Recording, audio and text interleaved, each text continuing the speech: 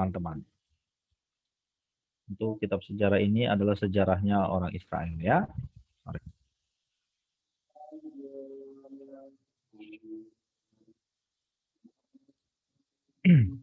Nah, kitab sejarah adalah bagian kedua dari perjanjian lama, dimulai dari Yosua hingga kitab Ester, itu bagiannya.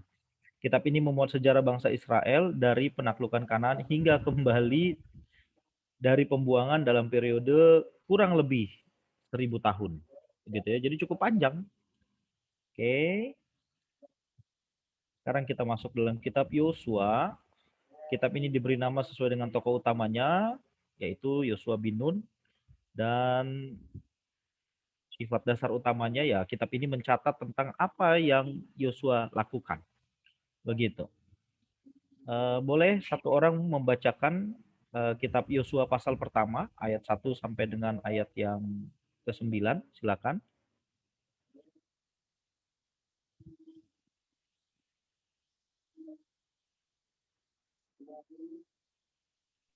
Ada Yosua yang 1 ayat 1 sampai 9, betul Pak? ya, boleh baca cepat ya, silakan. Oke. Perikopnya firman yang telah ini Yohanes, sorry. PL bro, Yosua. ya, siap, Oke. thank you. Perikopnya perintah Tuhan kepada Yosua untuk merebut tanah Kanaan. Sesudah Musa hamba Tuhan itu mati, berfirmanlah Tuhan kepada Yosua bin Nun, abdi Musa itu. Demikian, hambaku Musa telah mati, sebab itu bersiaplah sekarang, seberangilah sungai Yordan ini, engkau dan seluruh bangsa ini, menuju negeri yang akan kuberikan kepada mereka, kepada orang Israel itu. Setiap tempat yang akan diinjak oleh telapak kakimu, kuberikan kepada kamu, seperti yang telah kujanjikan kepada Musa. Dari padang gurun dan gunung Libanon yang sebelah sana itu sampai ke sungai besar, yaitu sungai Efrat, seluruh tanah orang Het sampai ke laut besar di sebelah matahari terbenam. Semuanya itu akan menjadi daerahmu. Seorang pun tidak akan dapat bertahan menghadapi engkau seumur hidupmu. Seperti aku menyertai Musa, demikianlah aku akan menyertai engkau. Aku tidak akan membiarkan engkau dan tidak akan meninggalkan engkau. Kuatkan dan teguhkanlah hatimu, sebab engkaulah yang akan memimpin bangsa ini memiliki negeri yang kujanjikan dengan bersumpah kepada nenek moyang mereka untuk diberikan kepada mereka. Hanya kuatkan dan teguhkanlah hatimu dengan sungguh-sungguh. Bertindaklah hati-hati sesuai dengan seluruh hukum yang telah diperintahkan kepadamu oleh hambaku Musa. Janganlah menyimpang ke kanan atau ke kiri, supaya engkau beruntung kemanapun engkau pergi. Janganlah engkau lupa memperkatakan kitab Taurat ini, tetapi renungkanlah itu siang dan malam, supaya engkau bertindak hati-hati sesuai dengan segala yang tertulis di dalamnya. Sebab dengan demikian perjalananmu akan berhasil dan engkau akan beruntung. Bukankah telah kuperintahkan kepadamu? Kuatkan dan teguhkanlah hatimu. Janganlah kecut dan tawar hati, sebab Tuhan Allahmu menyertai engkau, kemanapun engkau pergi. Oke, thank you bro. Perhatikan di sana bahwa proyek untuk menduduki Kanaan adalah proyeknya Allah, bukan proyeknya Yosua, bukan proyeknya orang Israel. Ingat ini dulu. Jadi kita punya rangkaian yang kuat ketika kita masuk ke kitab ini sebagai kelanjutan dari Pentatuk, begitu ya. Nah, Yosua menggantikan Musa dan ingat ini, proyek pendudukan tanah Kanaan itu proyek Allah. Yang Allah terikat dalam perjanjian dengan Abraham juga dengan Musa. Sehingga ini bukan proyeknya Yosua. Nah, Yosua harus dipahami dia menjadi alatnya Tuhan, memimpin bangsa Israel masuk ke dalam tanah Kanaan dan Yosua harus taat. Toolsnya apa? Jaminan yang Allah berikan hanya ada perjanjian yang Allah berikan. Perjanjiannya adalah penyertaan maksud saya. Itu jaminan, penyertaan. Seperti aku menyertai Musa, aku menyertai kamu. Selepas itu tidak ada lagi. Nah, untuk menggunakan jaminan Allah itu, maka ada hal yang harus Yosua lakukan. Ada tiga kali sebuah frase diulang di sana. Jangan takut ya. Jangan apa itu? Kuatkan dan teguhkanlah hatimu. Sorry. kuatkan dan teguhkanlah hatimu itu diulang 3 kali dengan dia meningkat begitu ya. Sehingga Yosua harus benar-benar mempersiapkan diri dalam mengerjakan proyek Allah. Begitu teman-teman. Nah, lagi ada mengatakan kitab Taurat, lalu jangan kecut dan tawar hati, gitu ya. Jadi benar-benar kitab ini mencatat tentang sepak terjang Yosua. Dan aktor utamanya adalah Allah yang ada di belakang Yosua. Itu dia. Nah, nama kitab sesuai dengan nama tokoh utama dan arti nama Yosua itu Yosua atau Yehosua yang berarti keselamatan. Nah, nama Yesus juga dipanggil dengan panggilan Yehosua. Jadi Yosua mengantarkan orang Israel masuk ke tanah Kanaan dan Kristus nanti mengantarkan kita masuk ke dalam langit baru dan bumi yang baru. Begitu ya. Oke. Nah, ada fakta bahwa Yosua penulis kitab ini ya Yosua disebut dengan jelas bahwa dialah yang menulis, lalu ada berita detail Yosua orang paling tahu hal-hal yang terjadi. Jadi dia mencatat hal-hal yang terjadi, ya. Oke. Ini nanti bisa dibaca saja. Lalu waktu penulisan itu kurang lebih 1365 sebelum Masehi dan ada yang mengatakan sebelum Yosua mati dan ditulis sebelum zaman Daud, begitu ya. Lalu ayat kunci ayat 1 pasal 1 ayat 3, ayat 89, pasal 24 ayat 15 bunyinya demikian. Di ayat 15 tetapi jika kamu anggap tidak baik untuk beribadah kepada Tuhan, pilihlah pada hari ini kepada siapa kamu akan beribadah. Allah yang kepadanya nenek moyangmu beribadah di seberang sungai Efrat atau Allah orang Amori yang negerinya kamu diami ini. Tetapi aku dan seisi rumahku kami akan beribadah kepada Tuhan. Ini menjadi sebuah penegasan bahwa hati Yosua tidak berubah dari awal perjalanannya sebagai pemimpin dan dia tetap setia kepada Yahweh, begitu ya.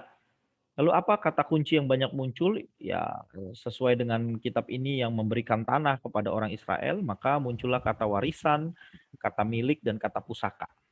Begitu teman-teman. Situasi Kanaan, kemungkinan besar Kanaan adalah suatu negeri yang telah terorganisasi dengan baik. Dan selama hampir 1000 tahun, Kanaan dikuasai oleh bangsa Mesir melalui pemimpin-pemimpin lokal yang jumlahnya sangat banyak. Jadi ketika mereka masuk ke sana, lalu mereka diminta untuk menghabisi mereka, menghabisi orang Kanaan, orang Israel diminta untuk menghabisi orang Kanaan, itu bukan pekerjaan yang mudah, teman-teman. Gitu ya. Mereka dalam satu peristiwa bisa mengalahkan Yeriko dengan instruksi yang Tuhan berikan. Lalu di sisi yang lain mereka kalah dari kota yang lebih kecil yaitu kota Ai. Begitu. Yeriko itu kota besar dengan temboknya yang sangat tebal dan pada akhirnya tembok itu runtuh, orang Israel menyerbu dan menang. Tetapi karena mereka tidak mengikuti instruksi Tuhan selanjutnya, ketika mereka masuk ke kota Ai, mereka dikalahkan di sana dan Yosua menangis dan Yosua mencari penyebab dari kekalahan itu ternyata ada yang berlaku tidak benar dengan mencuri, begitu ya. Dalam catatan arkeologi Mesir, Kanaan memiliki negara atau kota yang padat populasinya, terutama di daerah-daerah yang subur. Setiap kota berdiri di atas tanah yang dapat menghasilkan dan memenuhi kebutuhan mereka sendiri. Jarak antara kotanya ya 3 mil, tidak terlalu jauh ya. Jadi benar-benar kalau disebut sebuah negeri yang berlimpah susu dan madu. Begitu. Nah uniknya mereka itu di Gunung Batu tetapi berlimpah susu dan madu. Begitu ya. Kanaan mempunyai kepentingan strategis untuk keamanan politik Mesir karena dilalui oleh rute perdagangan menghubungkan Mesir dengan pusat kekuatan lain di timur dekat kuno. Begitu. Jadi saudara-saudara ini sebuah wilayah yang sangat strategis, gitu ya. Berita yang muncul di sana adalah perwujudan demonstrasi kasih setia Tuhan mengenapi janji-janjinya kepada umat Israel. Sebentar ya. Lalu sorry. Lalu memperlihatkan nilai tanah yang diinjak Israel sebagai milik pusakanya sangat berharga karena berkaitan dengan perjanjian yang Allah berikan kepada Abraham dan juga kepada Musa. Lalu kedahsyatan Allah dan kebenciannya terhadap dosa dinyatakan di dalam kitab itu. Jelas sekali bahwa Allah langsung menghajar orang-orang yang berbuat dosa. Begitu ya, gerakan militer terhadap Kanaan melukiskan peperangan rohani terhadap dosa. Karena mengapa Allah harus menghabisi orang Kanaan? Karena Allah tidak ingin orang Israel bercampur dengan orang Kanaan. Allah ingin tetap orang Israel adalah umat pilihan, kudus bagi Allah, sehingga mereka diminta untuk membumi hanguskan orang Kanaan. Dan kalau ada yang bertanya, biasanya bertanya, loh, kenapa Allah harus membunuh orang-orang Kanaan? Berarti Allah membenci kehidupan dan Allah tidak mengasihi manusia. Nah, harus dilihat dari konteks Allah, bukan dari konteks manusia. Allah sebagai pemilik kehidupan dan Allah sebagai pemilik dunia ini dan jagat raya ini. Sehingga Allah sangat berhak terhadap hidup orang Kanaan. Dan jangan berpikir bahwa orang Kanaan adalah orang baik yang berperilaku manis, tidak. Mereka adalah orang-orang jahat yang menentang Allah. Sehingga Allah punya alasan untuk membumi hanguskan mereka. Begitu ya. Israel sekali lagi hanya alat di tangan Allah untuk menjadi kepanjangan tangan murka Allah. Gitu. Peristiwa penting, penyataan diri Tuhan kepada Yosua, pengintaian di Yeriko, menyeberang sungai Yordan, ke-12 batu peringatan, penyunatan di hari raya Paskah di Gilgal, gitu ya. Dan jatuhnya Yeriko, penaklukan dan pembagian tanah Kanaan. Oke, ini hanya garis besarnya, nanti bisa dibaca ya. Oke, selanjutnya adalah kitab Hakim-Hakim. Dia bergerak menjadi dalam perjalanan orang Israel setelah Yosua mati. Yosua mati, lalu orang Israel tidak punya pemimpin tunggal seperti sebelum-sebelumnya. Mereka hidup dengan semau-maunya, begitu ya. Sini dikatakan sesudah Yosua mati di Hakim-Hakim pasal pertama, orang Israel bertanya kepada Tuhan, siapakah daripada kami yang harus lebih dahulu maju menghadapi orang Kanaan untuk berperang melawan mereka? Mereka seperti anak ayam kehilangan induknya, begitu. Bagaimana mereka mau berperang? Tidak ada pemimpin. Nah, muncullah hakim-hakim, begitu. Nah, penulisannya sekitar 1005 sampai 1000 Masehi, saudara-saudara. Ini ayat kuncinya di ayat 2, pasal 2 ayat 15 dan 16. Demikian bunyinya. Bentar ya. Setiap kali mereka maju, tangan Tuhan melawan mereka dan mendatangkan malapetaka kepada mereka sesuai dengan apa yang telah diperingatkan kepada mereka oleh Tuhan dengan sumpah, sehingga mereka sangat terdesak. Maka Tuhan membangkitkan hakim-hakim yang menyelamatkan mereka dari tangan perampok, gitu ya. Pasal 21 ayat 5.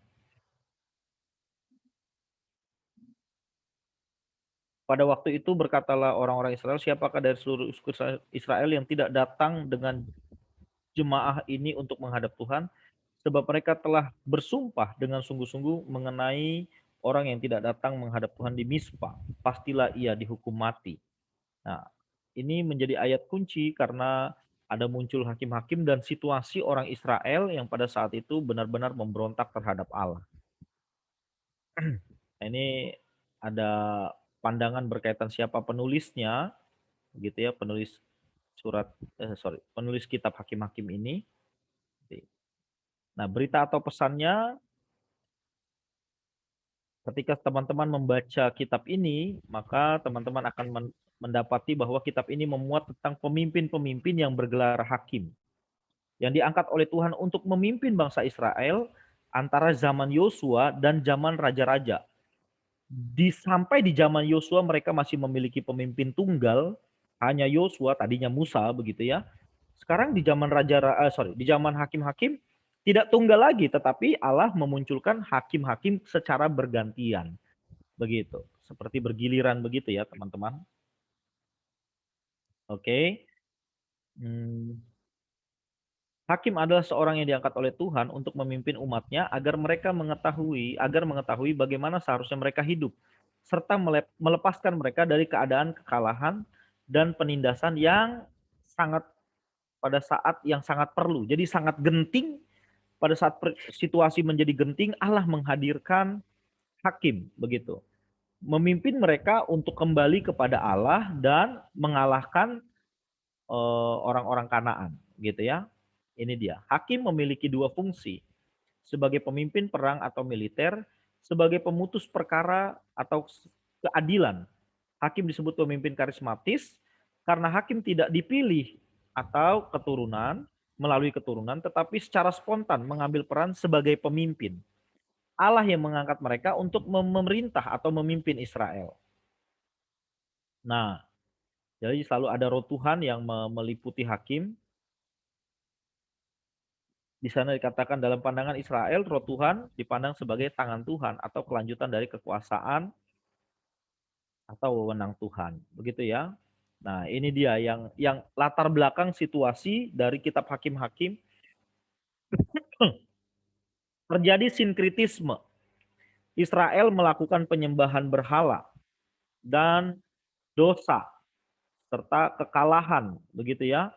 Jadi karena mereka melakukan penyembahan berhala, melakukan dosa berulang-ulang, maka mereka dijajah dan kalah gitu. Israel gagal menikmati damai dan kemakmuran yang Allah berikan sebab mereka gagal mentaati kehendak Tuhan, yaitu menghancurkan dan memusnahkan bangsa Kanaan. Jadi tidak semuanya dihabisi. Justru ada yang dibiarkan.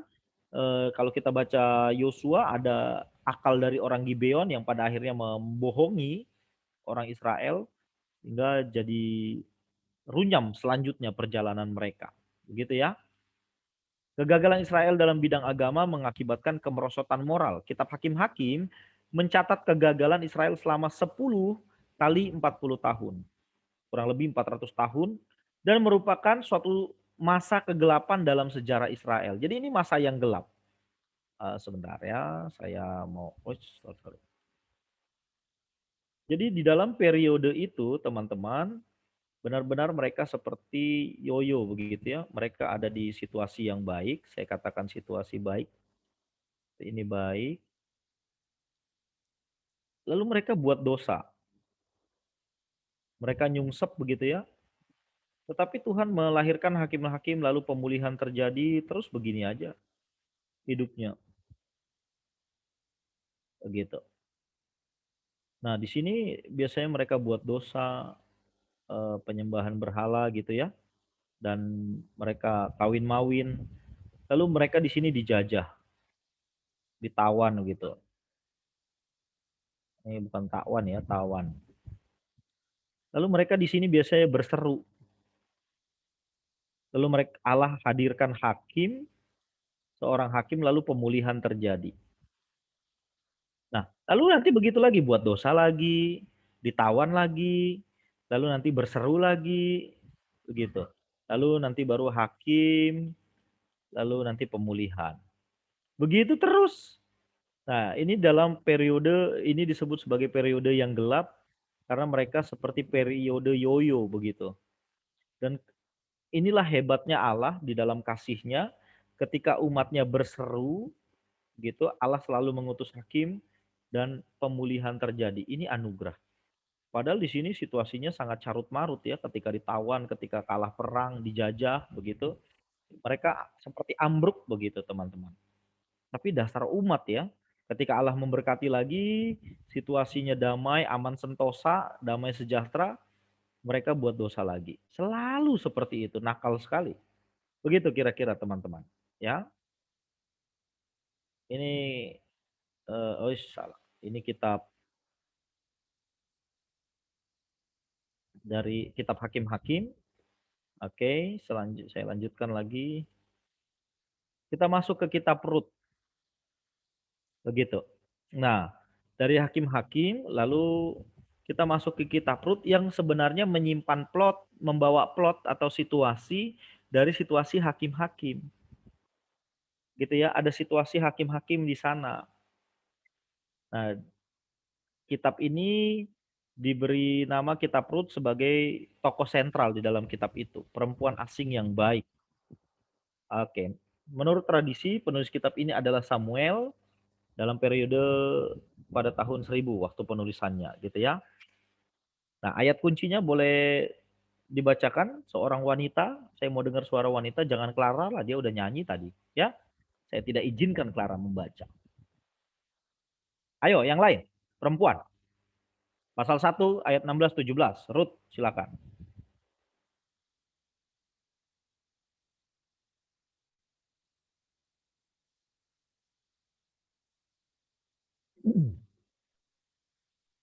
Ada? Oke, Kalau Kesia oke. bisa, Kes? Kes? Iya, Kak. Iya, silakan, Kes.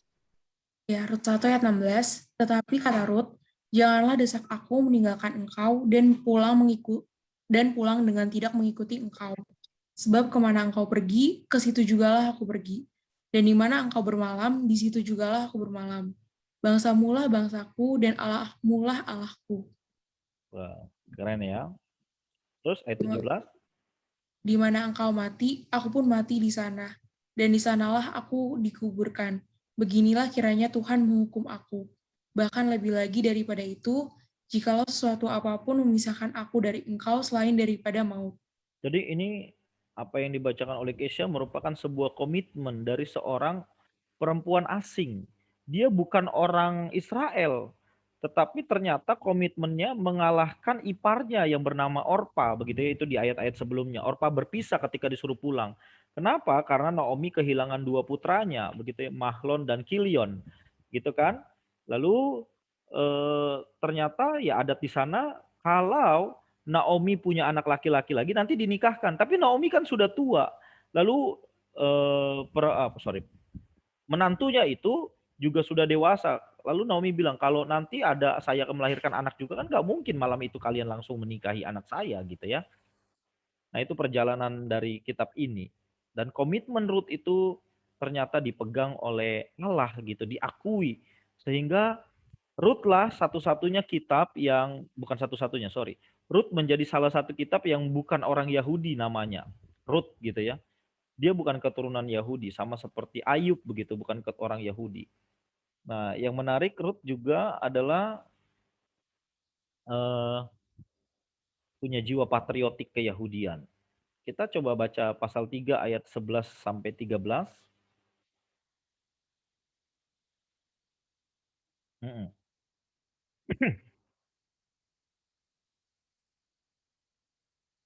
Nah, di pasal 11 oleh sebab itu, pasal 3 ayat 11, oleh sebab itu anakku janganlah takut segala yang kukatakan itu kulakukan padamu. Sebab setiap orang dalam kota kami tahu bahwa engkau seorang perempuan baik-baik. Maka sekarang memang aku seorang kaum yang wajib menebus.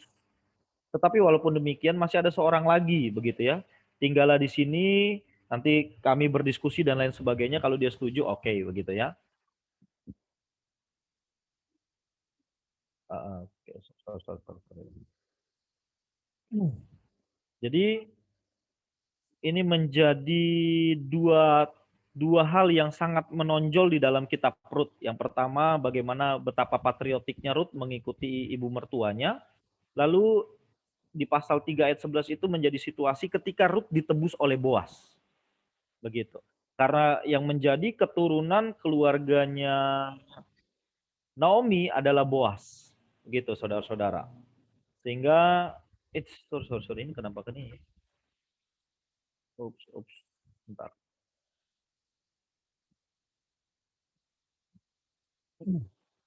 Nah,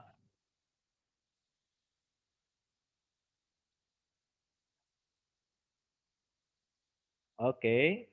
Nah, kitab ini, apa sih isi dari kitab ini? Pesannya, kitab ini ditulis untuk menguraikan bagaimana Allah berkarya dalam kehidupan umat. Melalui kasih yang rela berkorban dan melaksanakan hukum Allah yang benar. Saudara-saudara, kalau kita perhatikan ini kan zaman kesusahan pada saat itu. Karena orang Israel eh, dalam periode yang gelap tadi di kitab Hakim-Hakim. Tetapi ternyata tetap ditemukan orang-orang yang mengasihi Allah. Nah, Allah memelihara orang-orang yang seperti itu. Mereka masih memelihara hukum, begitu. Kitab ini juga ditulis untuk melestarikan sebuah kisah indah dari zaman hakim-hakim. mengenai sebuah keluarga saleh yang kesetiaannya dalam penderitaan sangat kontras dengan situasi dan kemerosotan rohani dan moral secara umum yang terjadi dalam kehidupan orang Israel. Merosot tapi ada ternyata mutiara yang keluar di tengah situasi yang gelap. Mengerti ya teman-teman ya? Jadi ini sangat menarik. Kitab ini mengumpulkan bagaimana seorang wanita bukan Yahudi, dia orang Moab, menjadi nenek moyang dari Yesus Kristus. Gitu. Nah, kalau teman-teman baca Injil Matius itu ada silsilahnya ditulis Ruth gitu, ya. Lalu mencatat kisah cinta sejati, kesetiaan yang memiliki kuasa untuk menghadapi kesulitan-kesulitan. Lalu memberi kesan tentang ikatan perkawinan yang kudus dan persahabatan yang mulia. Tadi situasinya Boas menebus Ruth itu merupakan situasi yang luar biasa. Betapa kudusnya sebuah pernikahan, tidak main-main, itu harus lewat hukum Yahudi. Itu disebut hukum Levirat, hukum pernikahan, ya, hukum Levirat, begitu. Nah ini dia, memperlihatkan latar belakang sosial perkawinan Levirat. Jika seorang laki-laki meninggal dunia tanpa meninggalkan anak laki-laki, maka kerabat terdekatnya wajib untuk menikahi istrinya, istri yang meninggal itu, gitu ya. Ini Levirat. Lalu ada penebusan tanah. Tanah tidak dapat dipisahkan dari keluarga dan tidak dapat dijual kepada orang luar. Hanya keluarga dekatnya yang dapat membeli tanah, begitu. Jadi betapa berharganya tanah pemberian Allah. Nanti saya lupa ada seorang nabi yang suaminya Isabel begitu ya. Ketika ada yang tidak mau jual tanah, dia merengek-rengek, lalu siapa namanya, lupa kok, jadi lupa saya. Itu di kisahnya, aduh lupa saya. Nanti saya cek ya. Jadi karena dia tidak mau jual tanah, karena hanya itu milik pusakanya diberikan Allah dan itu milik keluarga, dia tidak mau jual, tapi sang raja, bukan nabi, raja itu marah, lalu dia ngadu ke istrinya, lalu istrinya bernama Isabel. Saya lupa, coba boleh ada bantu saya cek. Nanti baru dia dibunuh, lalu Nabal kalau tidak salah. Ada yang bantu saya. Sorry. Ahab, susah kali. Ya, Ahab. Nah, nanti baru Ahab dimurkai oleh Allah. Kenapa tidak mau dijual? Karena tanah itu berharga sekali. Beda ya sama kita sekarang. Kalau saudara-saudara kita dari orang Betawi itu kalau mau naik haji jual tanah gitu. Makanya orang Betawi makin ke pinggir gitu ya. Padahal dulu ini kotanya mereka ya, Batavia. Sekarang mereka terpinggirkan gitu. Nah, orang Israel itu nggak boleh jual tanahnya. Kenapa? Karena kamu tidak memiliki apa-apa sebenarnya. Tanah itu kontan pemberian Allah. Kamu tidak berhak menjualnya selain kepada saudaramu. Begitu, teman-teman. Ya. Perkawinan Levirat selalu berhubungan dengan penebus atau goel. Sistem sosial ini tidak hanya melestarikan tanah milik, tetapi menyediakan cara untuk memperoleh kembali berkat-berkat perjanjian yang terancam terancam bahaya, dan dengan demikian menjadi gambaran yang tepat untuk kasih karunia Allah. Mengapa harus ditebus? Karena Allah juga menebus kamu, hai umat, begitu kira-kira. Karena Allah penebus, maka kerabatmu harus menebus, menyelamatkan keturunan, begitu ya. Secara teologi, Yahweh bertindak sebagai penebus untuk Israel. Di dalam PB, itu peran diambil oleh Kristus dan menebus kita. Oke. Ini garis besarnya, nanti bisa dilihat. Sekarang kita masuk ke kitab Samuel. Ya, ini berubah sekarang, periodenya berubah. Tadi Yosua, lalu itu masih personal, lalu datang hakim-hakim.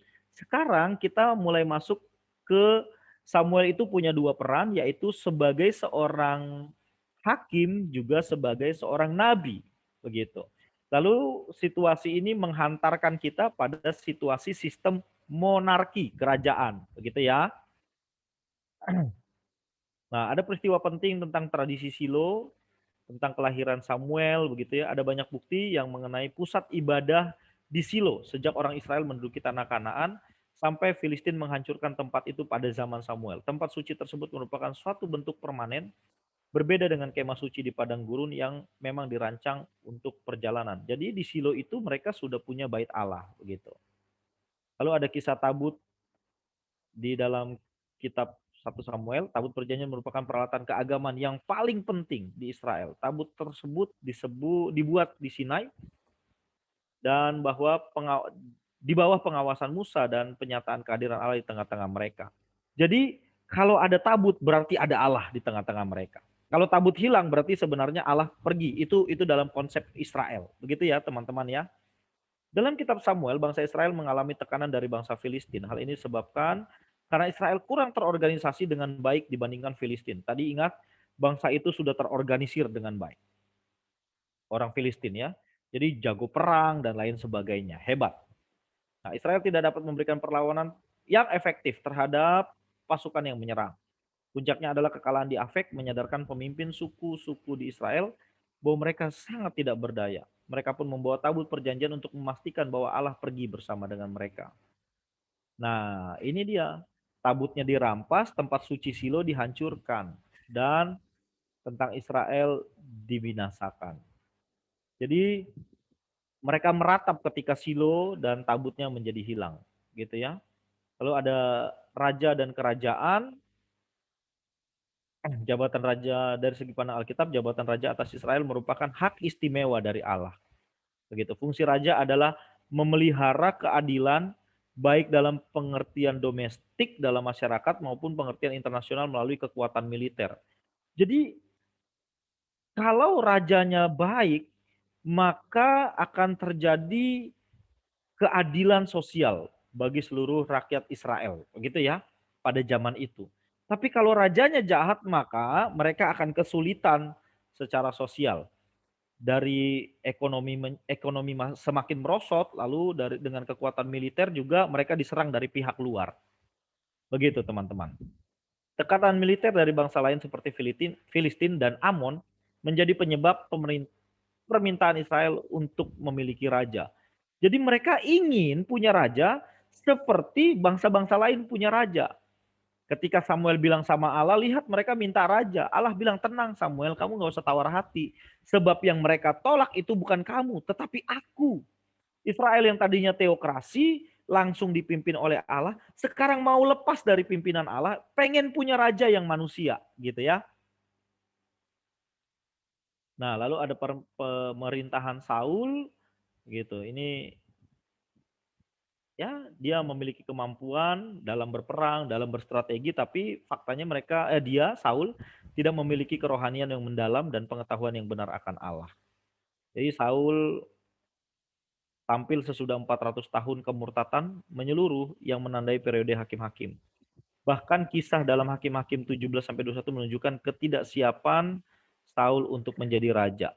Di sisi lain, istilah-istilah yang dipergunakan Tuhan dalam menggambarkan fungsi dan ditetapkan bagi Saul dan kejadian di Yabesi Gilead menunjukkan Saul sebagai hakim, sebagai seorang hakim daripada seorang raja. Justru Saul itu lucu begitu. Dia padahal punya aturan main dalam menjadi raja, tetapi dia tidak lakukan itu. Begitu ya, teman-teman. Oke, pemerintahan Daud. Daud adalah tokoh karismatik dengan keberhasilan mempersatukan Israel menjadi satu kekuatan aliansi yang luar biasa. Daud berhasil menguasai Yerusalem, membangun benteng dan istana, kemudian menjadikan Yerusalem menjadi ibu kota kerajaan dan dikenal dengan kota Daud. Komitmen dan kesetiaan kepada Tuhan tidak dapat diragukan lagi hingga Tuhan mengadakan perjanjian dalam 2 Samuel 7 ayat 2 Samuel pasal 7 yang dapat menjadi dasar dalam perjanjian baru. Oke. Ini garis besarnya begitu. Oke, mungkin tinggal 3 menit. Teman-teman, saya stop dulu. Ada yang mau bertanya sampai di sini? Panjang loh kita malam hari ini. Tapi jam 9 harus selesai ya. Oke, ada yang mau bertanya? Silakan bertanya.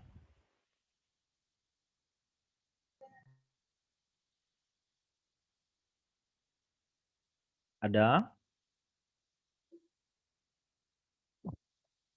Jadi pergerakannya harus teman-teman perhatikan. Mulai dari Yosua, lalu masuk ke hakim-hakim, lalu masuk ke 1-2 Samuel. Ya, itu ada pergerakan di sana. Jadi sekali lagi, membaca Alkitab itu walaupun huruf-hurufnya tidak hidup, tetapi ada peristiwa yang real di balik huruf-huruf mati itu. Kan huruf-hurufnya tidak hidup ya, mati ya. Jadi jangan pikir itu statis, tapi di baliknya itu ada peristiwa yang dinamis, yang kuno, begitu. Ya, teman-teman, silakan. Ada yang mau didiskusikan, boleh.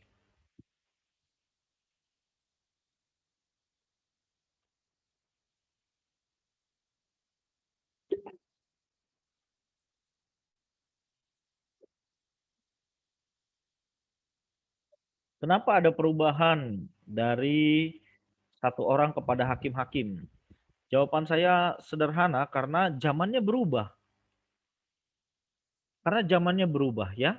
Tadinya mulai dari Musa, begitu itu mengantarkan orang Israel sampai pintu gerbang Kanaan.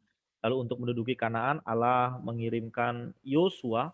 Zamannya berubah dan Allah tidak tidak menemukan lagi, ini ya jawaban yang kedua, Allah tidak menemukan lagi pemimpin bagi Israel yang sekaliber Musa atau sekaliber Yosua. Tidak ada lagi. Begitu. Karena situasi orang Israel itu semakin bobrok. Kalaupun ada hakim-hakim, teman-teman baca, semua hakim-hakim itu punya kelemahan yang sangat menonjol. Gitu ya. Yang paling kentara dari kisahnya siapa? Simpson bukan? Gitu ya. Padahal dia nazirnya Allah, tetapi berperilaku seperti itu, gitu. Jadi karena zamannya berubah. Begitu ya kira-kira pertanyaan dari siapa ini? Well done begitu ya kalau kita makan steak ya. Oke, ada lagi?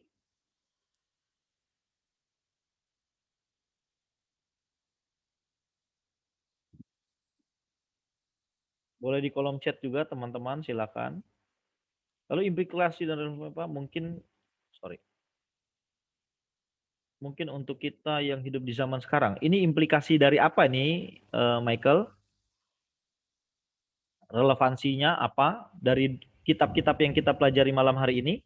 Gitukah maksudnya? Iya, Relevansinya betul. adalah kalau kita tidak ikut dalam instruksi Allah, maka kondisi kita akan semakin terpuruk. Begitu. Ya. Dari zaman Yosua, mereka masih di zaman Yosua, mereka masih karena ada tokoh Yosua yang begitu kuat, mereka masih adalah yang ikut dalam instruksi Allah begitu. Tetapi pada akhirnya di pasal 24 Yosua marah sebenarnya dari teks yang tadi saya bacakan. Yosua minta, ayo kita buat pilihan, kita buat perhitungan. Kamu mau menyembah siapa? Ternyata dari sepak terjang Yosua saja mereka sudah banyak didapati yang tidak setia kepada Allah. Kamu mau menyembah siapa?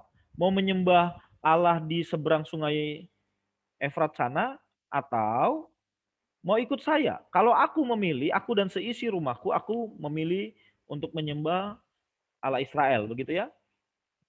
Nah, di dalam kitab Hakim-Hakim benar-benar mereka hidup jauh dari ketetapan Allah. Yang disebut ketetapan Allah adalah Taurat. Mereka jauh dari Taurat sehingga mereka kehidupannya sesuka hatinya, begitu. Di dalam Hakim-Hakim pasal berapa teman-teman boleh cari di handphonenya. Kalimatnya kurang lebih seperti ini. Orang Israel hidup menurut apa yang mereka pandang baik, kira-kira begitu. Jadi mereka suka-suka hati sebenarnya.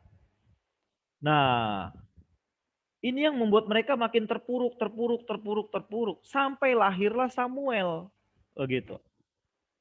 Di zaman Samuel pun mereka nggak bisa dibilangin, dasar namanya saja bangsa yang tegar tengkuk begitu ya.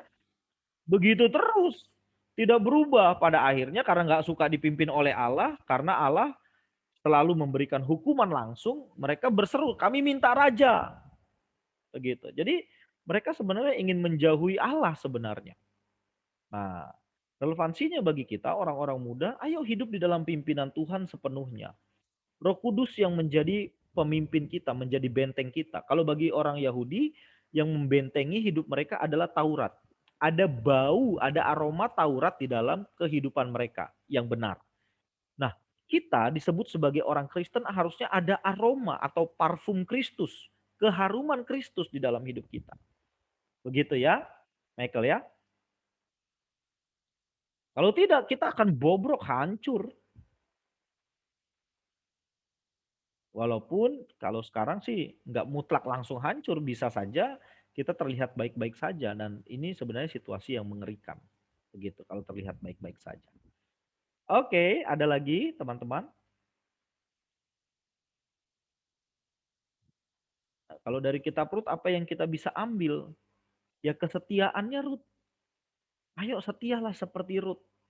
Bagaimana dia tetap rela dalam penderitaannya. Tapi pada akhirnya dari dialah lahir seorang Mesias. Dari keturunannya selanjutnya. Wah, itu hebat banget. Allah melakukan perkara yang besar dari atau melalui orang-orang yang setia kepadanya. Begitu ya teman-teman.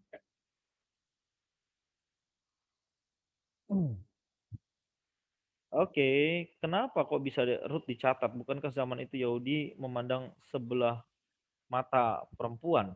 Nah, ini dia pertanyaanmu. Well, kenapa sih Rut bisa dicatat? Karena unik. Karena unik. Kenapa unik? Dia bisa memunculkan sesuatu yang berbeda dari imannya kepada Allah. Itu tadi pasal 1 ayat 16-17 itu ikrar percayanya kepada Allah. Kenapa Rut dicatat? Saya yakin tua-tua yang memasukkan kitab Rut di dalam kanon Alkitab itu seperti memberikan sebuah penghargaan kepada Rut satu. Yang kedua, itu nanti menjadi tonggak sejarah lahirnya keturunan Mesias. Dari Boas dan Rut nanti lahir bapaknya Daud, gitu ya. Nanti dari Daud lahirlah keturunan Kristus. Lahirlah terus sampai kepada Kristus, itu maksud saya, ya. Jadi ini menjadi monumental begitu kitab Rut ini. Dan kalau kitab Rut tidak ada, nanti Kristus menjadi kabur. Ini keturunan siapa begitu. Makanya jadi nyambung ketika kita membaca silsilah Yesus Kristus di dalam Injil Matius pasal pertama. Gitu, ya. Jadi tidak melulu sebenarnya wanita itu dipandang sebelah mata. Ada wanita-wanita yang terhormat di mata Allah, ya salah satunya Ruth. Gitu. Nanti juga ada Esther ya, yang ternyata Allah menghargai dia, Esther, begitu. Oke. Ada lagi? Wah, seru nih teman-teman nanyanya nih. Ngomong juga nggak apa-apa, Bro, jangan ketik terus. Ngomong juga boleh. Biar seru kita kalau ngomong kan. Saya kalau bikin webinar di kampus, saya selalu bilang sama mahasiswa, biarkan peserta itu bertanya secara langsung. Begitu. Kenapa? Karena itu menunjukkan situasi yang real dari sebuah webinar. Begitu. Boleh teman-teman, silakan lanjutkan kalau mau tanya. Ya, ketik juga boleh deh ketik. Rio biasa nanya yo.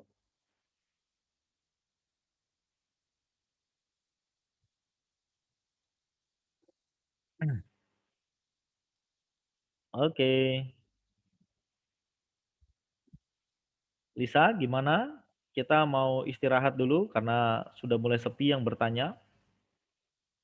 Antara sudah jelas dan bingung. Yang mana yang bingung? Kasih tahu.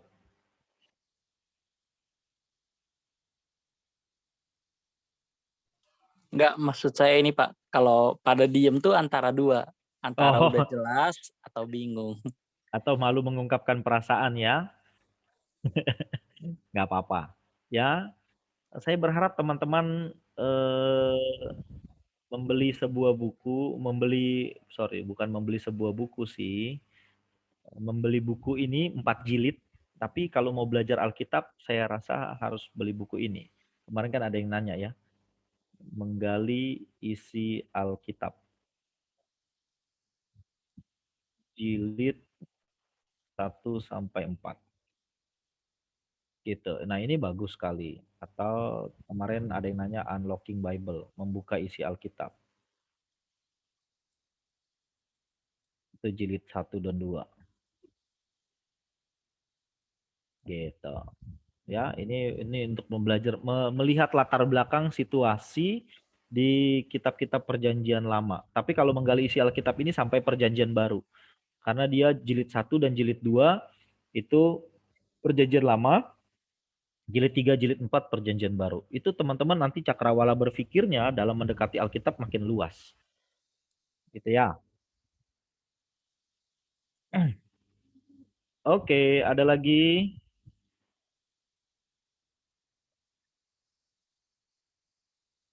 Jadi asik ya kita belajar Alkitab begini dan tujuan saya satu teman-teman semakin mencintai Alkitabnya dan dibaca gitu. Jangan dibiarin.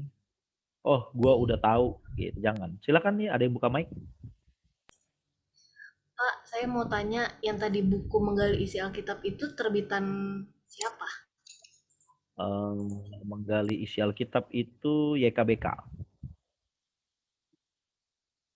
Ya, YKBK itu Yayasan Kasih Bina Yayasan Komunikasi Bina Kasih. Yayasan Komunikasi Bina Kasih, YKBK. Nah, itu dia.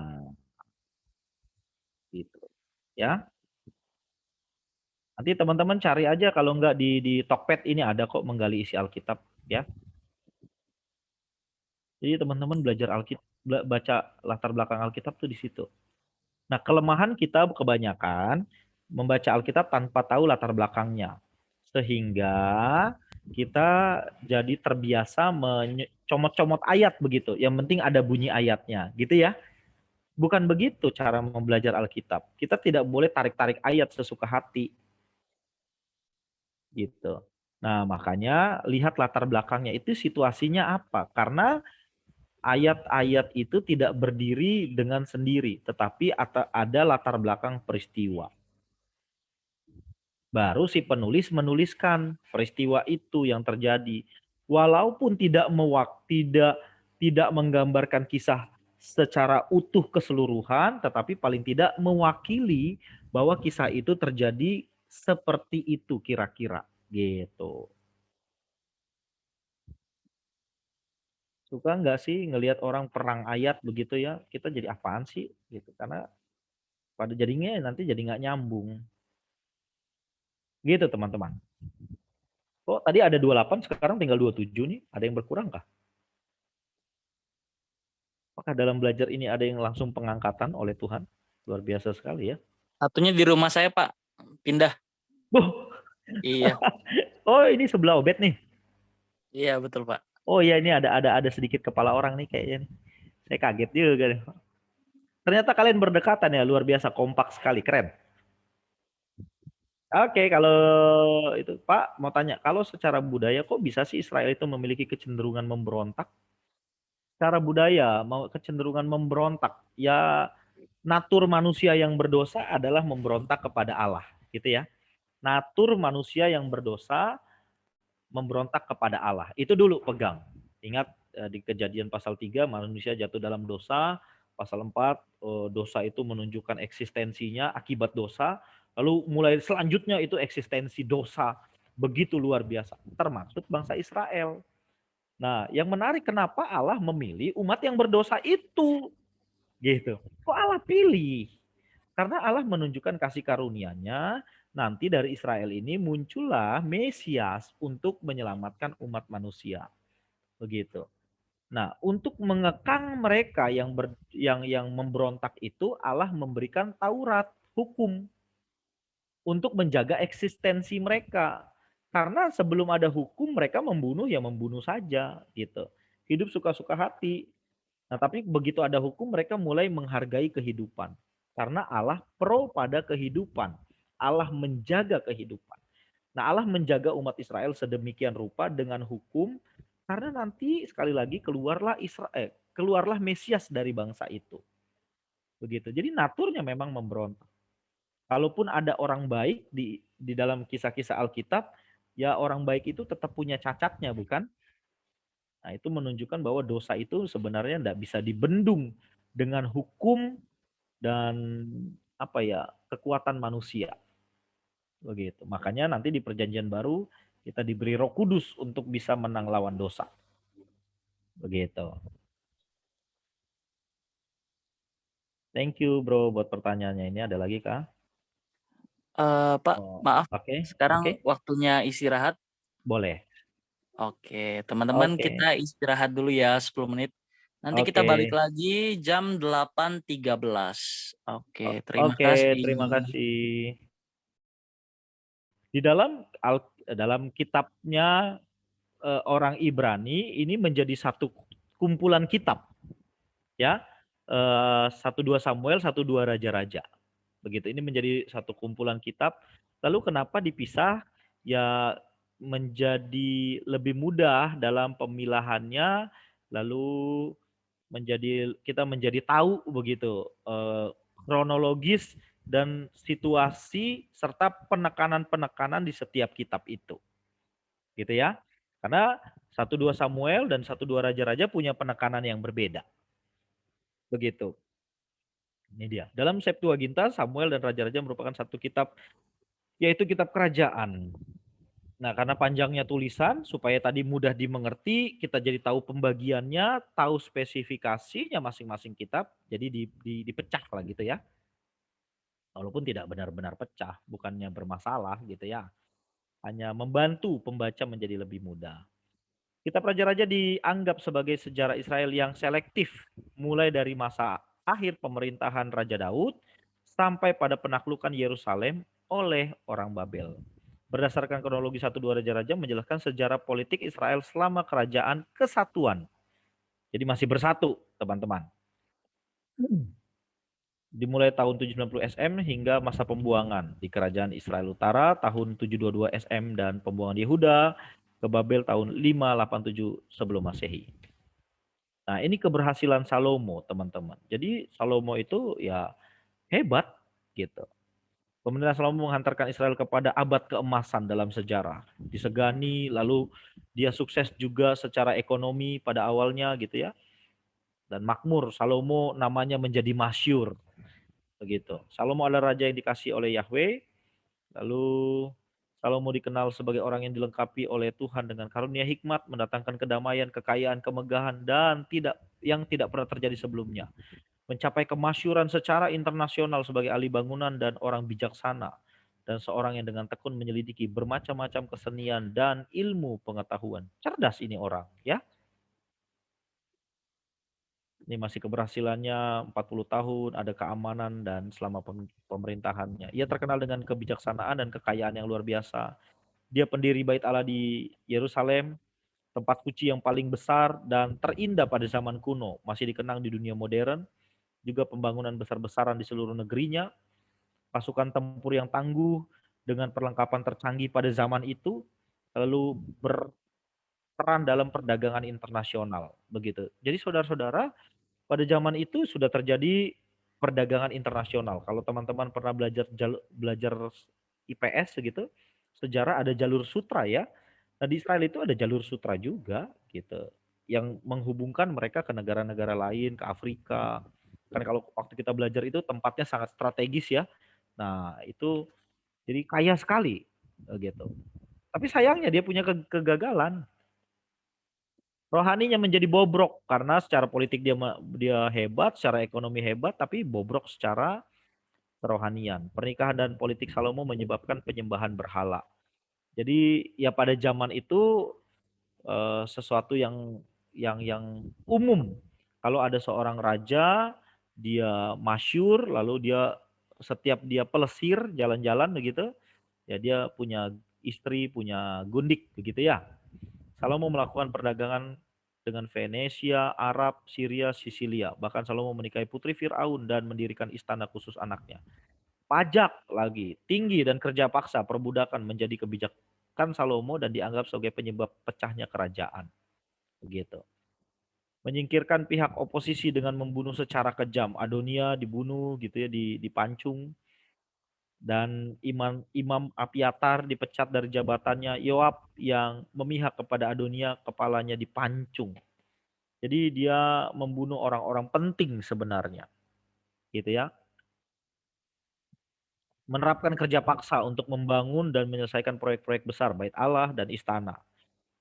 Itulah sebabnya rakyat Israel mengajukan permohonan kepada Rehabeam, anak Salomo, supaya diberikan keringanan dalam hal itu pajak. Lalu kegagalannya banyak sekali, menyerahkan 20 kota di wilayah Galilea kepada Hiram, Raja Tirus, untuk membayar hutang. Melanggar ketetapan Tuhan yang berlaku untuk raja. Apa itu? Ini dia. Raja itu dilarang punya banyak kuda, sedangkan Salomo punya banyak kuda. Raja dilarang memiliki banyak istri. Ya, Salomo punya 700 gundik dan 300 orang istri. Yang kalau 1 tahun sekali, satu hari satu didatangi saja 1 tahun tidak selesai ya. Gitu ya. Lalu dilarang menghimpun bajak emas bagi dirinya. Ya, Salomo lakukan itu, dia kaya gitu ya. Jadi ini dia buat gagal, teman-teman. Kenapa dilarang banyak kuda? Nanti di sini alasan-alasannya itu di ayat-ayat di Ulangan. Supaya hatinya tertaut hanya pada Allah, bukan pada militer yang kuat gitu. Dia mengandalkan Allah. Nah, terpecahnya kerajaan pada pemerintahan Rehabeam dan pemberontakan dipimpin oleh Yerobeam. Yerobeam adalah anak Nebat, seorang pemuda Efraim yang diangkat Salomo menjadi pengawas pada pekerja di suku-suku utara pada pembangunan kubu-kubu pertahanan Yerusalem. Ia adalah salah seorang yang tidak suka dengan kebijakan Salomo. Nabi Ahia pernah menubuatkan bahwa Yerobeam akan memimpin ke 10 suku utara untuk berdiri sendiri. Pecahnya kerajaan Israel dan Yehuda, 80 tahun, hukuman perpecahan kerajaan terjadi, lalu raja-raja yang memimpin di kerajaan. Kerajaan Israel utara dipimpin oleh Yerobeam, terdiri dari 10 suku. Ini dia, Ruben, Naftali, Manasye, Efraim, Gad, dan Zebulon, Asher, Isyakar, Simeon. Beribu kota di Samaria dan secara politis kurang stabil. Hal ini disebabkan oleh kekerasan yang berkaitan dengan penggantian raja. Alkitab mencatat ada 19 raja Israel yang jahat karena mereka hidup dengan memuja patung lembu emas yang dibuat Yerobeam. Kerajaan Israel runtuh pada tahun 722 oleh kerajaan Asyur. Begitu. Nah, nanti sebelum runtuh, kan mereka nih menyembah patung anak lembu emas ya, menyembah berhala begitu ya. Nah, Allah itu mendatangkan nabi-nabi. Minggu depan masih kita belajar kitab itu. Kita puisi, tapi minggu selanjutnya kita belajar kitab nabi-nabi. Jadi, untuk memahami kitab nabi-nabi, bacalah kitab raja-raja gitu. Ya, untuk memahami kitab nabi-nabi, Yesaya, Yeremia, itu bacalah situasi kitab raja-raja. Nah, penyembahan berhala adalah dosa terbesar yang dilakukan bangsa Israel. Hal ini sebagai akibat ketidaktaatan Israel ketika menumpas orang-orang Kanaan. Di kerajaan Israel, praktik penyembahan patung anak lembu emas menjadi ibadah, menjadi sesuatu yang legal, padahal itu dibenci oleh Allah. Penyembahan patung ini dibawa oleh Yerobeam di Israel untuk merebut kesetiaan para pengikut Tuhan di kerajaan utara. Oke, saya cepat saja. Lalu kerajaan Yehuda di bagian selatan dipimpin oleh Rehabeam, terdiri dari 2 suku, Yehuda dan Benyamin, gitu ya. Dipimpin oleh 19 raja dan 1 ratu, Wasti. Dinasti Daud yang memimpin tunggal di kerajaan Yehuda dipimpin oleh 9 raja dan 1 ratu. Wangsa atau dinasti Daud yang merupakan pemimpin tunggal di Yehuda menyebabkan kestabilan politik gitu. Jadi lebih stabil dibanding kerajaan utara gitu. Tetapi runtuh pada 568 oleh kerajaan Babel. Nah, pada masa kerajaan hadir nabi dan nabiah. Nabi yang berarti yang dipanggil, nabi yang disebut abdi Allah atau pelihat. Oleh karena itu nabi adalah tugas khusus yang diberikan Allah kepada seseorang yang dipanggil. Nabi sebagai perantara antara Allah dengan manusia dengan menyampaikan apa yang akan Allah sampaikan. Nabi juga dapat memiliki penglihatan untuk menyampaikan maksud Tuhan. Nah, jadi di sisi lain nabi dan nabiah bertindak sebagai hati nuraninya Allah, begitu ya. Oke, selesai kitab Raja-Raja, kita ke Tawarikh. Saya singkat saja, waktu saya kurang lebih tinggal 25 menit. Nah, kitab Tawarikh ini judulnya Perhitungan Tahun yang memberikan keterangan angka, bilangan, hari, bulan, tahun. Sehingga Tawarikh diartikan dengan sejarah, riwayat berdasarkan waktu. Nah, kitab 1 Tawarikh memberi tekanan pada silsilah Adam sampai ke Daud dan raja-raja Yehuda. Oke, lalu ada bait Allah dan suku Lewi. Lalu hal ini yang mengindikasikan kecenderungan bahwa penulisnya mendukung kerajaan Daud, kerajaan Yehuda. Oke, dalam 1 Tawarikh menyatakan kemahakuasaan yang aktif bertindak bagi kepentingan rencananya bagi orang-orang percaya yang menyembah Dia. Nah, sedangkan 2 Tawarikh merupakan pelengkap sejarah terhadap kitab raja-raja di mana kerajaan Yehuda digambarkan dengan masa-masa yang suram, ketidakstabilan, dan kemurtatan, serta diselingi dengan masa reformasi keagamaan. Nah, penekanan kitab 2 Tawarikh itu pada elemen kerohanian. Pemugaran kembali peribadahan Israel. Oke. Nah, mencari dan melayani Tuhan adalah rahasia keagamaan yang vital, penting, dan yang membawa kepada kehidupan yang berkemenangan. Ini garis besarnya. Nah, teman-teman, yang perlu teman-teman perhatikan di dalam Alkitab bahasa Ibrani, Alkitab Perjanjian Lama atau Alkitabnya orang Israel, kitab Tawarikh ini ada di posisi paling akhir. Ingat ini, di posisi paling akhir, bukan Maleaki. Begitu ya. Lalu, apa gunanya paling akhir? Karena ini berkaitan dengan situasi mereka baru pulang dari pembuangan. Dan inti dari kitab ini adalah pemugaran kerohanian. Pembangunan kembali hati yang hancur kepada Allah. Nah, sekarang saya mau mengajak kita membaca sebuah teks dari kitab ini. Berkaitan dengan posisinya di paling akhir. Posisinya paling akhir lalu dipugar tentang kerohanian. Pada saat itu orang Israel baru balik dari pembuangan dan kondisinya masih berantakan. Mereka mulai membangun bait Allah.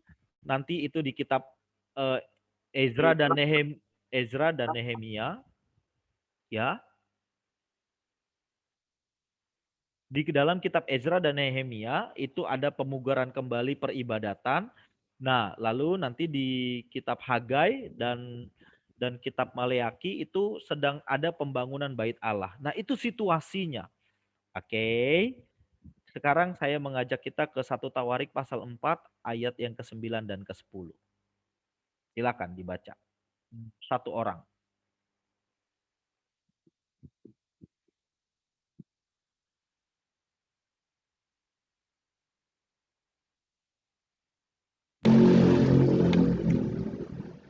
Satu Tawarikh 4 ayat 9 sampai 10.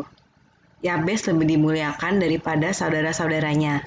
Nama Yabes itu diberi ibunya kepadanya sebab katanya, "Aku telah melahirkan dia dengan kesakitan." Yabes berseru kepada Allah Israel katanya, "Kiranya engkau memberkati aku berlimpah-limpah dan memperluas daerahku. Dan kiranya tanganmu menyertai aku dan melindungi aku daripada malapetaka sehingga kesakitan tidak menimpa aku." Dan Allah mengabulkan permintaannya itu. Oke, terima kasih Clara. Kalau teman-teman memperhatikan bahwa teks ini kisah tentang Yabes hanya ada di 2 ayat ini, ya. Ada di ayat 9 dan ayat 10. Ayat-ayat sebelumnya tidak menceritakan apa-apa, hanya nama-nama orang. Ayat-ayat sesudahnya hanya menceritakan nama-nama orang. Lalu mengapa Yabes menjadi penting di sana?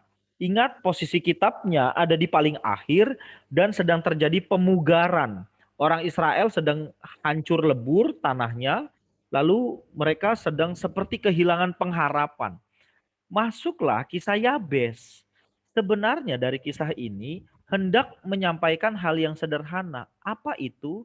Bahwa Allah adalah Allah yang selalu memberikan harapan.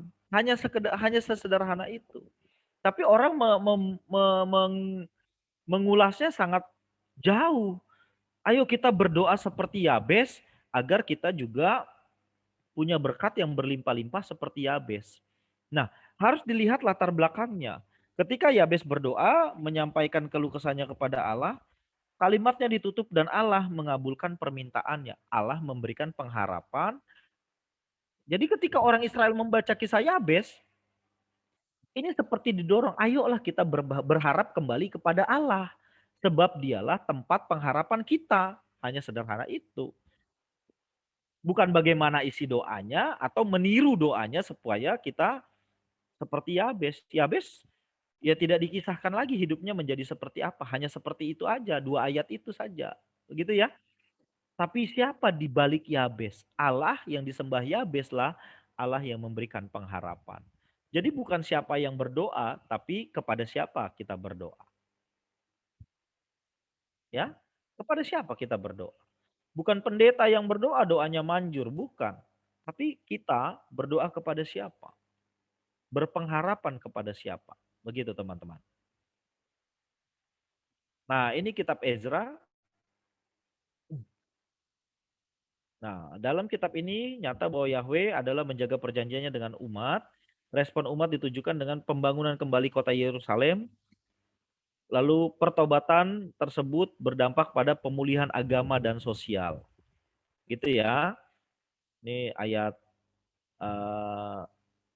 penulisnya adalah Ezra, lalu ayat-ayat kuncinya adalah sebagai berikut. Nah, ini karakteristiknya, mencatat peristiwa dalam jangka waktu kurang lebih 80 tahun, mencatat tugas pelayanan dan pandangan Ezra dari sudut pandang keagamaan dan pembangunan Bait Allah. Sebab Ezra adalah seorang imam. Imam yang tugasnya itu mereformasi peribadatan umat kepada Allah. Nah, kalau sedangkan Nehemia, Nehemia itu dari sisi politik berkaitan dengan pembangunan tembok Yerusalem. Itu dia.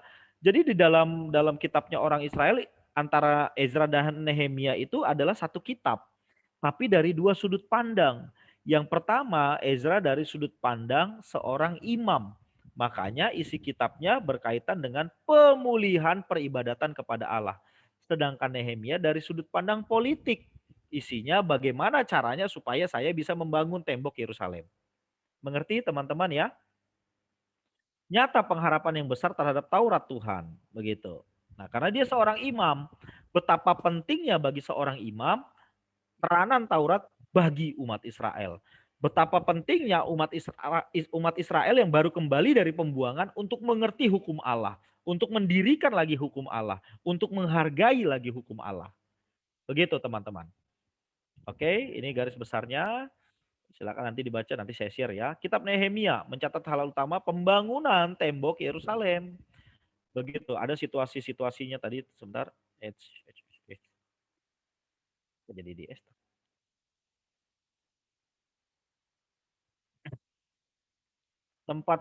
terdapat pula situasi oposisi dari rakyat tetangga sekitarnya dalam proses penyelesaiannya, serta memberikan gambaran pengokohan kehidupan sipil Israel di Palestina. Begitu teman-teman. Ini penulisnya Nehemia sebagian besar yang isinya seperti autobiografi, begitu ya.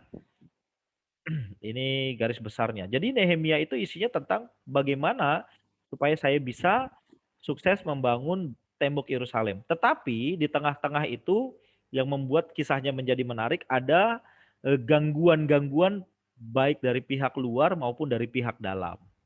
Itu ya. Sekarang kita ke kitab terakhir yaitu kitab Esther. Kitab ini mencatat tentang kisah patriotik seorang wanita Yahudi bernama Esther. Ia berani mengambil resiko yang ujungnya dapat berakibat kehilangan nyawa. Dia mati gitu ya. Demi keselamatan bangsanya dari tangan seorang Haman. Pahlawan Esther disebut 55 kali. Ia wanita yang paling banyak disebut dalam Alkitab. Nah, maksudnya namanya diulang-ulang gitu ya. Kitab ini mengisahkan tentang pembebasan Allah atas umatnya pada waktu upaya pemusnahan dilakukan oleh musuh. Begitu ya, ada seorang Haman yang anti Yahudi lalu ingin membumi hanguskan orang Yahudi. Orang Yahudi membaca kitab ini setiap hari raya Purim pada tanggal 14 sampai 15 bulan Adar. Nama Purim itu berasal dari kata pur yang artinya undi, membuang undi. Jadi mereka merayakan hari raya Purim, begitu ya. Oke. Judulnya Esther, penulisnya Mordekai, waktu penulisan 460 sampai 400 sebelum Masehi. Ayat kuncinya pasal 4, 14, 8, 17. Nah, ini garis besarnya dan kita lihat garis besarnya dulu. Ini ada foto saya sebentar. Kecepatan. Esther mulai berkuasa, Mordekai menolak untuk sujud, lalu Hamannya marah, lalu Ahasveros buat dekret untuk menghabisi orang Israel dalam bahaya, lalu rencana pelepasan, Esther dalam bahaya. Nah, jamuan makan pertama, Ahasveros tidak dapat tidur, Mordekai diingat kembali. Wah, ternyata Allah memakai Mordekai ya. Haman direndahkan, Mordekai dihormati, begitu. Lalu jamuan makan kedua, kemarahan Ahasveros, lalu Haman terbukti bersalah, lalu dijatuhi hukuman, disulakan gitu ya. Lalu dekret Ahasveros, Israel diberi hak untuk membela diri. Musuh-musuh Israel dibinasakan, merayakan hari raya Purim, kebesaran Mordekai. Nah, saudara-saudara, ini menjadi titik balik bagi orang Israel. Kalau saja orang Israel berhasil di bumi hanguskan oleh Haman melalui keputusan Ahasveros, dekret Ahasveros yang pertama, itu berbahaya bagi orang Israel, benar, tetapi bagi proyek keselamatan Allah, bisa saja Mesias tidak hadir karena orang Israel musnah. Tetapi ternyata Allah di dalam perwujudan nubuatannya berkaitan dengan Mesias yang lahir pertama kali di dalam Kejadian 3 ayat 15, proto evangelium, maka sekalipun berkali-kali dicoba Israel hendak dimusnahkan tetapi tidak pernah berhasil. Begitu ya. Pada zaman perbudakan di Mesir, sebenarnya Israel itu ingin di bumi hanguskan dengan cara kerja paksa. Tetapi nyatanya Allah memimpin Musa untuk membawa mereka keluar dari Mesir. Nah, di zaman Esther juga seperti itu. Mereka hendak di bumi hanguskan, tapi ternyata tidak berhasil. Dan Allah membangkitkan seorang wanita bernama Esther yang rela-rela untuk menyerahkan dirinya. Dan kalau dia ketahuan, pada saat itu maka dia bisa mati. Tapi pada faktanya Allah melindungi dia. Dan Israel berhasil menang. Begitu. Menariknya, di dalam kitab Esther tidak disebut satu kata pun kata Allah atau kata Tuhan. Gitu. Jadi kalau teman-teman cari, tidak ada kata Allah atau kata Tuhan di kitab Esther. Nah, justru itu yang menarik. Ternyata Allah bekerja di dalam senyap. Allah tidak melulu harus tampil, tetapi Allah bekerja di dalam senyap. Selanjutnya, bukan saja Allah bekerja di dalam senyap, Allah juga bekerja menggunakan orang-orang yang cinta kepadanya, dalam hal ini untuk memelihara kehidupan orang Israel. Ada Mordekai, ada Esther. Begitu. Ketika Esther berpuasa, tentu dia berpuasa kepada Allah. Begitu teman-teman. Oke, sampai di sini saya selesai untuk hari ini. Gitu. Ini jamuan makan. Oke, selesai. Ini foto saya ketika masih muda, sekarang sudah agak tua ya, dan lebih besar.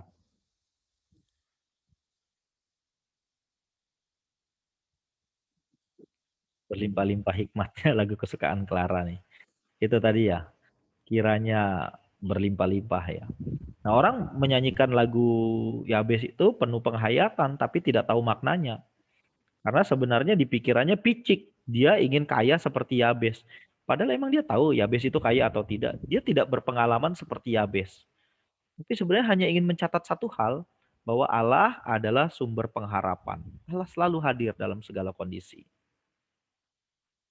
Oke, pas sesi tanya jawab 10 menit, silakan.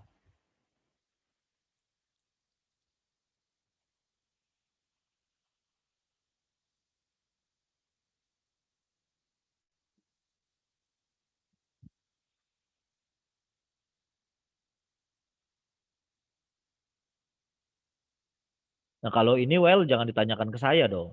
Tanyakannya pada yang mengatakannya ya. Tanyakan pada yang mengatakannya. Oke, bro. Jangan sama saya nggak tahu. Saya nggak dengar. Saya nggak pernah dengar Pak Ernst mengatakan begitu. Ya. Oke.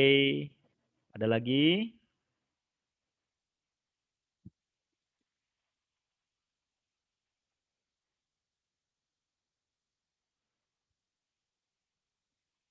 Ayo, ayo. Ini sudah kembali 28 nih, Michael. Padahal masih ada orang di sampingmu, Michael.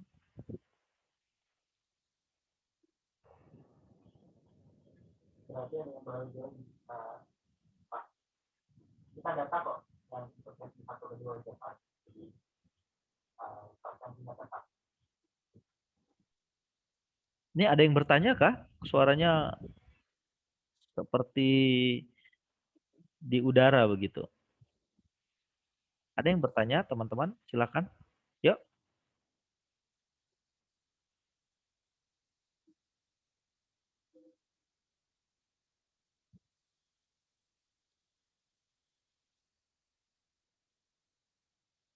Ayo, saya menantikan.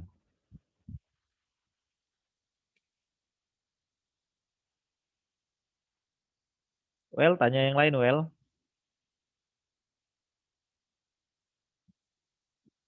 Oh, inti dari kitab Ezra ingin menyampaikan apa? Itu ingin hendak menyampaikan pemugaran peribadatan orang Israel kepada Allah. Jadi mereka baru pulang dari pembuangan, begitu ya. Lalu ini inti kitab Ezra. Lalu karena Ezra adalah seorang imam, maka yang pertama kali Ezra bangkitkan adalah semangat umat Israel untuk kembali kepada Taurat. Begitu. Aku berketetapan hati untuk membaca, meneliti, begitu ya. Dan sebagainya. Jadi yang kedua, Ezra mendorong kembali supaya umat beribadah kepada Allah. Begitu. Jadi kita harus bayangkan begini, mereka dalam pembuangan itu 300-400 tahun. Dan di dalam pembuangan itu mereka sebenarnya nggak boleh menyembah, beribadah seperti di negerinya sendiri. Gitu ya. Jadi pola kehidupannya berubah, pola peribadatannya berubah. Sekarang mereka pulang. Tuhan pakai seorang Ezra. Ayo kita kembali kepada Taurat. Ayo kita kembali menyembah kepada Yahweh. Begitu. Jadi ini situasi yang luar biasa sebenarnya. Tapi sayangnya ya Ezra tetap saja ada orang-orang yang menentang gitu. Kira-kira itu, Clara. Berarti sama kayak Tawarik juga dong ya, Pak? Ya, tadi betul. Tadi kan berdekatan ya. Jadi begini, ini kan kitab sejarah. Orang ketika membaca hal ini, membaca kitab-kitab ini, mereka seperti diingatkan kembali. Nah, Tawarik dibacakan ketika mereka pulang dari pembuangan. Makanya kalau kita baca Tawarik, pada Tawarik yang pertama, itu isinya silsilah. Tadi kan begitu ya, silsilah. Untuk apa? Mereka kan 300-400 tahunnya di pembuangan. Mereka nggak tahu lagi silsilah mereka dari mana. Maka dimunculkanlah kitab Tawarik. Supaya mereka tahu mereka berasal dari siapa. Siapa nenek moyang mereka. Itu loh. Allah itu luar biasa bekerja memelihara Israel. Dahsyat. Mereka jadi tidak kehilangan arah dan mereka jadi tahu mereka itu keturunan dari mana. Begitu.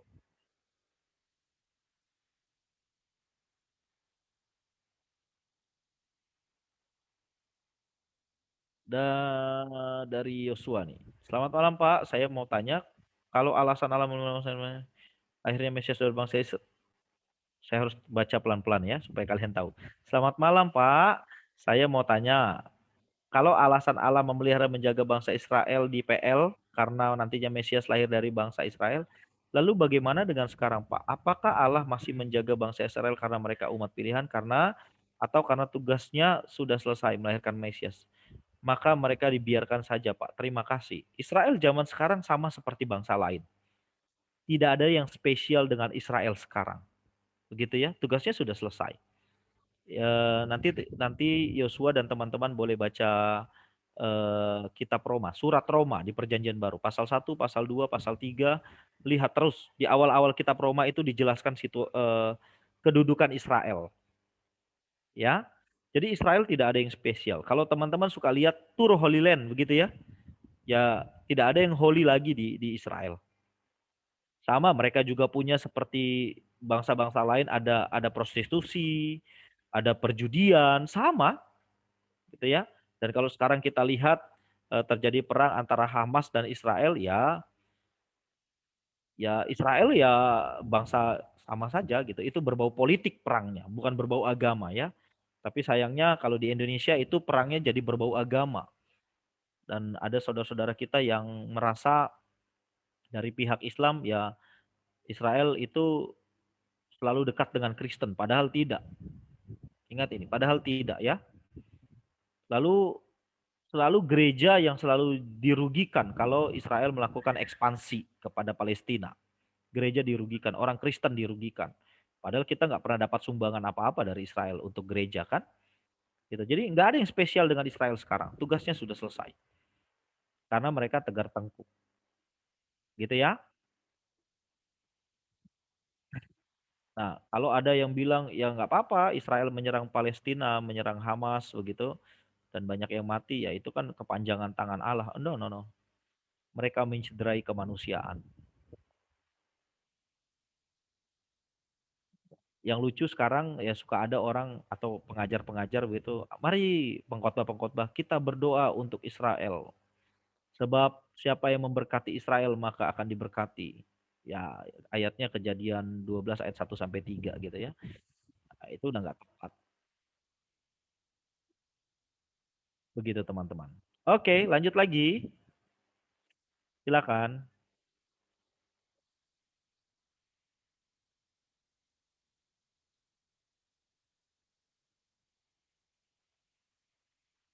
Ada yang mau tanya? 3 menit lagi, Pastor. Oke.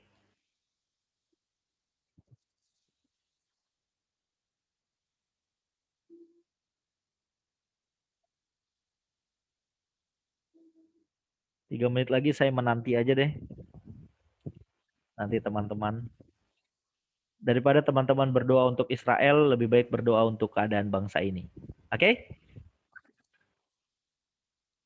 Kenapa Pak? Nggak boleh. Nggak usah lah. Kita kan ada di Indonesia ya. Tuhan memberkati kita sebagai orang Indonesia. Dan kita lahir besar di tumpah darah Indonesia kan. Jadi kita berdoalah untuk Indonesia. Nanti jadi kesannya jadi benar seperti perang agama. Kita doain Israel, yang Muslim doakan Palestina. Wah, jadi kebodohannya jadi bertambah-tambah gitu. Padahal enggak ke situ arahnya. Kalau mau doakan dunia, jangan hanya doakan Israel kalau gitu. Kalau mau doakan bangsa lain, jangan doakan Israel saja. Doakan juga yang lainnya. Doakan Meksiko, doakan. Jadi jangan nanggung gitu loh. Karena sekali lagi tidak ada yang spesial dengan Israel di mata Allah. Biasa saja.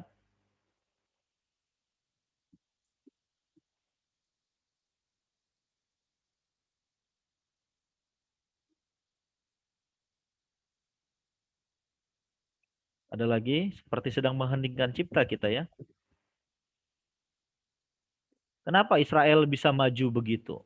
Ya, karena memang mereka kan dari bangsa kuno dengan peradaban yang luar biasa terbentuk begitu ya, menghasilkan orang-orang cerdas. Lalu mereka juga keturunan umat pilihan Allah yang Allah pernah mengikat perjanjian dengan nenek moyang mereka. Tentu mereka sudah mempersiapkan diri sebagai bangsa yang kecil di tengah-tengah dikelilingi oleh negara-negara Arab. Maka saya percaya bahwa orang-orang ini mempersiapkan diri baik secara teknologi begitu dan pengetahuan pendidikan. Mereka mereka mempersiapkan diri supaya bisa melindungi diri. Gitu ya. Dari ya seperti sekarang gitu.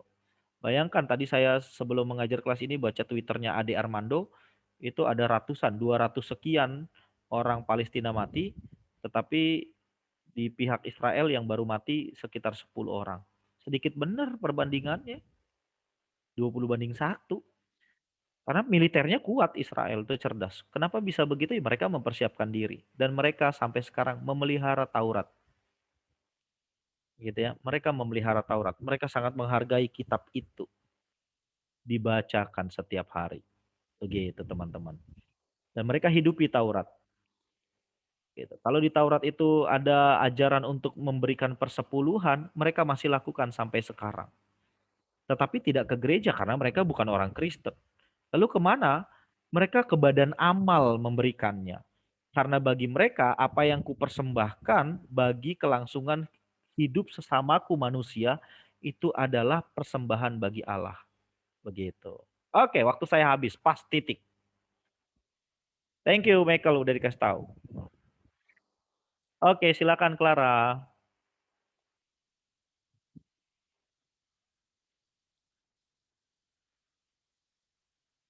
Langsung tutup, teman-teman, langsung berdoa. Clara, nyanyi dulu aja, Clara. Oke.